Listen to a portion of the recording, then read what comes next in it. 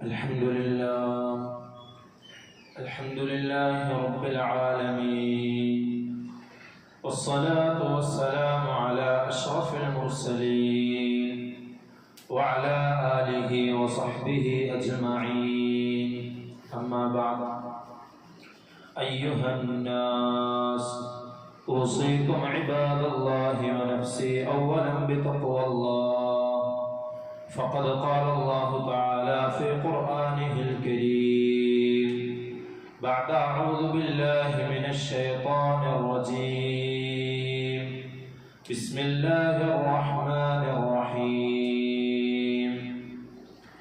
يا أيها الذين آمنوا اتقوا الله حق تقاته ولا تموتن إلا وأنتم مسلمون. صدق الله العظيم. ബഹുമാനമുള്ള സത്യവിശ്വാസികളെ, മുഅ്മിനീങ്ങളെ, ജീവിതത്തിന്റെ എല്ലാ സന്ദർഭങ്ങളിലും അല്ലാഹുവിനെ തഖ്വ ചെയ്ത് അവന്റെ വിധിവിലക്കുകൾ അനുസരിച്ച് ജീവിക്കണമെന്ന് സ്വന്തത്തോടും നിങ്ങൾ ഓരോരുത്തരോടും വസിയത്ത് ചെയ്യുകയാണ്, ഓർമ്മപ്പെടുത്തുകയാണ്. അല്ലാഹു സുബ്ഹാനഹു വ തആല അവനെ യഥാർത്ഥ രൂപത്തിൽ തഖ്വ ചെയ്യാൻ നാം ഏവർക്കും തൗഫീഖ് നൽകി അനുഗ്രഹിക്കുമാറാകട്ടെ. നാം ചെയ്യുന്ന എല്ലാ സൽക്കർമ്മങ്ങളെയും അല്ലാഹു പരിപൂർണമായി നമ്മിൽ നിന്നും ഖബൂലാക്കുമാറാകട്ടെ. നമുക്ക് വന്നുപോയ തെറ്റുകളെ അല്ലാഹു അവന്റെ റഹ്മത്ത് കൊണ്ട് വിട്ടുപുറത്ത് മാപ്പാക്കി തരുമാറാകട്ടെ. ഇനിയുള്ള ജീവിതകാലം അല്ലാഹുവിന്റെ ത്വഅത്തിലായി അവനിഷ്ടപ്പെട്ട രൂപത്തിൽ ജീവിക്കുവാനും ഈമാനോടുകൂടി മരണപ്പെടുവാനുമുള്ള ഭാഗ്യം അല്ലാഹു നമ്മേവർക്കും നൽകി അനുഗ്രഹിക്കുമാറാകട്ടെ.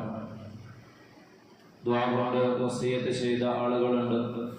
അല്ലാഹു അവരുടെ ഹലാലായ എല്ലാ ആഗ്രഹങ്ങളെയും നിറവേറ്റി കൊടുക്കുമാറാകട്ടെ. നമ്മുടെ പള്ളിയിലേക്കും സ്ഥാപനത്തിലേക്കുമൊക്കെ സദഖ ചെയ്ത ആളുകളുണ്ട്. അല്ലാഹു ആ സദഖയെ പരിപൂർണമായി ഖബൂലാക്കുമാറാകട്ടെ. അവരുടെ ഹലാലായ നിയ്യത്തുകളെ അല്ലാഹു പൂർത്തിയാക്കി കൊടുക്കുമാറാകട്ടെ. അവരുടെ കുടുംബത്തിൽ നിന്നും മരണപ്പെട്ടു പോയവരുണ്ട്. അല്ലാഹു അവരുടെ ഖബറിടങ്ങളെ വിശാലമാക്കി കൊടുക്കുമാറാകട്ടെ. നമ്മുടെയും അവരുടെയും ഒക്കെ കുടുംബത്തിൽ നിന്ന് മരണപ്പെട്ടു പോയവർക്ക് അല്ലാഹു മഗ്ഫിറത്തും മർഹമത്തും നൽകി അനുഗ്രഹിക്കുമാറാകട്ടെ.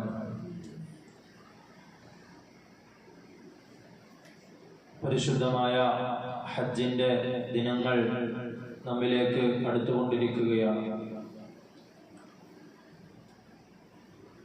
ഹാജിമാർ അല്ലാഹുവിന്റെ വിളിക്ക് ഉത്തരം നൽകി അല്ലാഹുവിന്റെ അതിഥികളായി പുറപ്പെട്ടുകൊണ്ടിരിക്കുന്ന ഈ ഒരു സന്ദർഭത്തിൽ അല്ലാഹു എല്ലാ ഹാജിമാർക്കും മഖബൂലും മബ്റൂറുമായ ഹജ്ജും ഉംറയും ചെയ്ത് തിരിച്ചു വരുവാനുള്ള തൗഫീഖ് നൽകി അനുഗ്രഹിക്കുമാറാകട്ടെ. ഹജ്ജിനുള്ള ആഹ്വാനം ഇബ്രാഹിം നബി അലൈഹി സ്വലാത്തു വസ്സലാം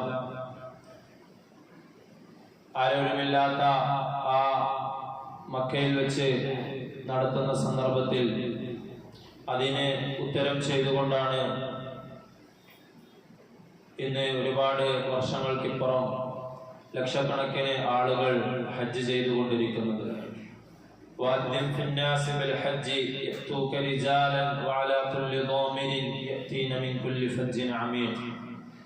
അല്ലാഹു സുബ്ഹാനഹു വ തആല ഹജ്ജിന് വേണ്ടി ഇബ്രാഹിം നബി അലൈഹി സ്വലാത്തു വസ്സലാമിനോട് വിളംബരം ചെയ്യാൻ പറയുകയും അങ്ങനെ ആ വിളംബരത്തിന് ഉത്തരമായി കൊണ്ട് ആളുകൾ എല്ലാ വിദൂരമായ സ്ഥലങ്ങളിൽ നിന്നും വാഹനപ്പുറത്തും അല്ലാതെയുമൊക്കെയായി നടന്നുകൊണ്ടൊക്കെ ആ വിളിക്ക് ഉത്തരം ചെയ്തുകൊണ്ട് ഹജ്ജിന് വേണ്ടി എത്തിച്ചേരുമെന്ന് അല്ലാഹു സുബ്ഹാനഹു വ തആല പറയുകയുണ്ടായി. വലില്ലാഹി അലന്നാസി ഹിജ്ജുൽ ബൈത്തി മൻ ഇസ്തതാഅ ഇലൈഹി സബീല. ഹജ്ജിനെ സംബന്ധിച്ചിടത്തോളം പരിശുദ്ധമായ ഇസ്ലാമിന്റെ പഞ്ചസ്തംഭങ്ങളിൽ പ്രധാനപ്പെട്ട ഒന്നാണ് ഹജ്ജ്.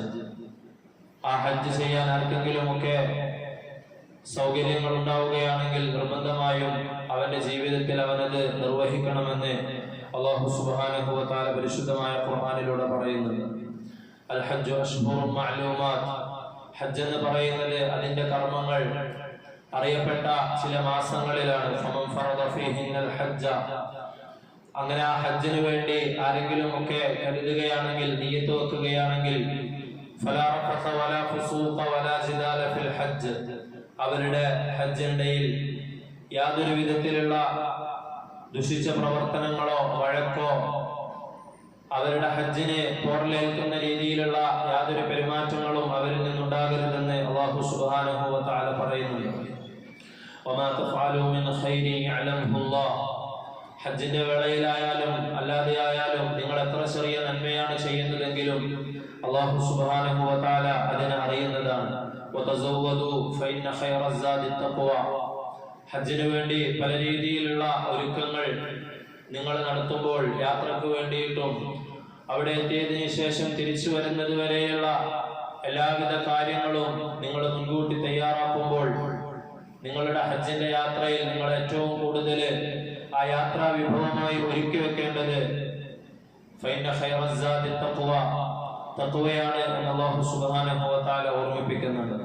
അതാണ് നിങ്ങളുടെ യാത്രയിൽ നിങ്ങൾ ഏറ്റവും കൂടുതൽ നിങ്ങൾ യാത്രാ വിഭവമായി ഒരുക്കി വെക്കുന്നതിൽ വെച്ച് ഏറ്റവും കൂടുതൽ നന്മയുള്ള കാര്യം അതാണ് എന്ന് അല്ലാഹു സുബ്ഹാനഹു വ തആല പറയുന്നുണ്ട്.